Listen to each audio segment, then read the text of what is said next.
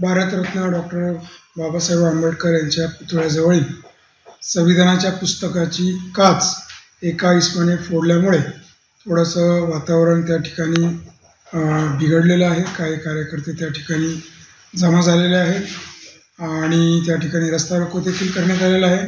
तथापि त्या इसमाला आम्ही तात्काळ अटक केलेली आहे। तो पोलीस कस्टडीमध्ये आहे, पोलिसाच्या ताब्यात आहे। गुन्हा दाखल करायची कारवाई सुरू आहे आणि डॉक्टर बाबासाहेब आंबेडकर यांच्या पुतळ्यास हार देखील आपण घातलेला आहे। तर सर्व नागरिकांना मी आवाहन करतो, विनंती करतो की आपण कुठल्याही कायदा सुव्यवस्थेचा बिघडणार नाही यासाठी आपण दक्षता घ्यावी व कोणत्याही प्रकारे अफवावर आपण विश्वास ठेवू नये।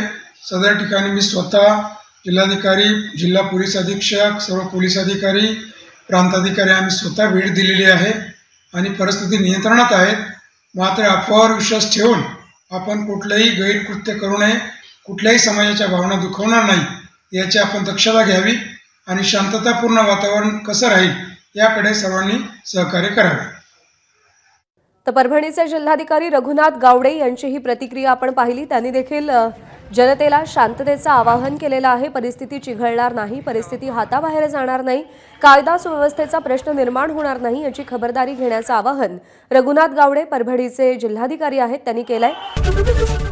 एबीपी माझा, उघडा डोळे बघा नीट।